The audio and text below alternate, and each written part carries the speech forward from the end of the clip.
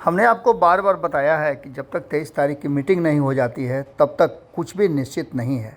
अनिश्चितता की तरफ भाग रहे हैं ये सारे दल और कहीं ना कहीं भारतीय जनता पार्टी का दबाव, ये सब कुछ देखने को मिल रहा है। जहां भारतीय जनता पार्टी इस बैठक को ही बिना अकारण बता रही है, सिर्फ चाय पार्टी बता रही है, तो वहीं इसको लेकर के नीतीश कुमार काफ़ी एग्रेसिव हैं और इस मीटिंग को अधिक से अधिक फ्रूटफुल बनाने की कोशिश में लगे हुए हैं। ललन सिंह और तेजस्वी यादव लगातार इसके लिए मेहनत कर रहे हैं, लेकिन कहानी में एक ट्विस्ट आ गया है।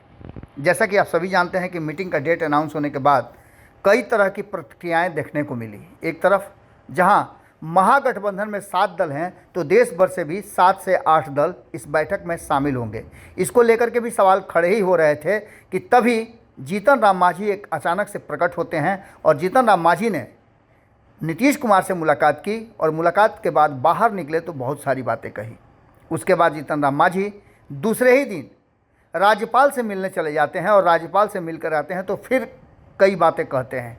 इन सब के बाद उनका लहजा बदल जाता है और कई चर्चाएं शुरू हो जाती हैं। पहली चर्चा तो ये कि नीतीश कुमार से उन्हें कुछ नहीं चाहिए और ये शायद किसी को भरोसा और विश्वास हो कि जीतन राम मांझी को राजनीति में रहते हुए और कुछ भी नहीं चाहिए। अब इस बात को लेकर के लोग अभी भरोसा कर ही नहीं रहे थे, तब तक अचानक से पुल जो गिरा है उसको लेकर के नीतीश कुमार पर हमला करना शुरू कर दिया। नीतीश कुमार इंजीनियर हैं और अगर पुल गिरता है तो निश्चित रूप से जिम्मेवारी जवाबदेही उनकी भी होती है।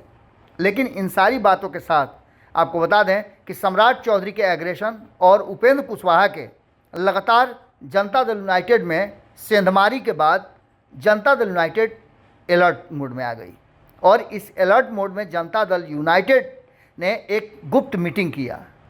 सीएम आवास पर यह गुप्त मीटिंग हुई और उस गुप्त मीटिंग में कई तरह की बातें निकल करके छन छन के सामने आ रही हैं।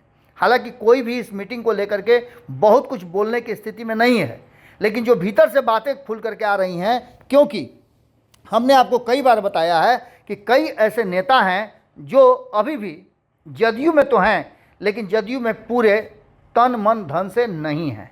ऐसी स्थिति में आप समझ सकते हैं कि संशय की स्थिति बने रहना कहीं ना कहीं बातों के इधर उधर होने का कारण भी बनता है।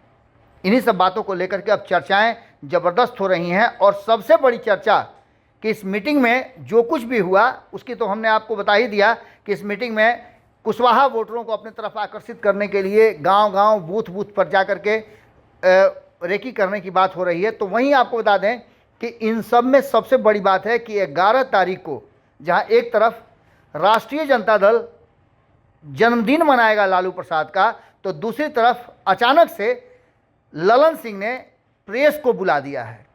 पार्टी के राष्ट्रीय अध्यक्ष सह सांसद राजीव रंजन सिंह उर्फ ललन सिंह ने प्रदेश अध्यक्ष उमेश कुशवाहा सहित पार्टी के वरिष्ठ नेताओं को भी बुलावा भेज दिया है और संयुक्त संवाददाता सम्मेलन का आमंत्रण मीडिया को दे दिया है। अब आप समझ सकते हैं कि अचानक से इस मीटिंग की ज़रूरत क्यों पड़ी। आपको बताएं कि लगातार बैठकों का दौर चलना, इंटरनल मीटिंग होना और नीतीश कुमार के सामने सभी को बुला करके, खास करके कुशवाहा समाज के नेताओं को, और इस बड़ी मीटिंग के बाद क्या कुछ होने वाला है। आपको बता दें कि लगातार कई तरह की चर्चाएं चल रही हैं। 23 तारीख की मीटिंग से पहले भी बताया जा रहा है कि नीतीश कुमार को उनके एजेंडे से पीछे भी हटना पड़ सकता है। उसी बीच में 11 जून 2023 रविवार के दिन शाम के 3:30 बजे वीरचंद पटेल पथ पटना में जनता दल यूनाइटेड के प्रदेश कार्यालय स्थित कर्पूरी सभागार में पार्टी के राष्ट्रीय अध्यक्ष सह सांसद राजीव रंजन सिंह, प्रदेश के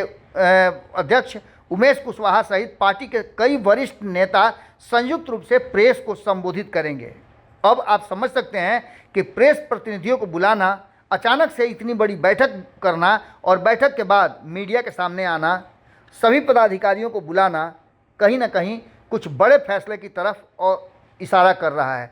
क्या होगा, हमें भी इंतज़ार है। 24 घंटे के बाद आपको भी देखने को मिलेगा कि आखिर क्या कुछ निकल करके सामने आता है। जदयू के भीतर चल रहे जो घमासान हैं, क्या उससे जुड़ा हुआ है या फिर नीतीश कुमार कोई बड़ा फैसला लेने वाले हैं। इंतजार कीजिए। बहुत बहुत धन्यवाद।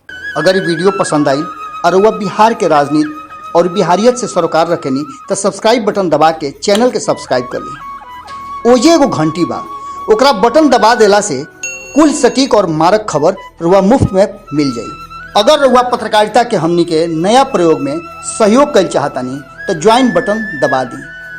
पेटीएम नंबर नोट कर ली 9386816700। धन्यवाद।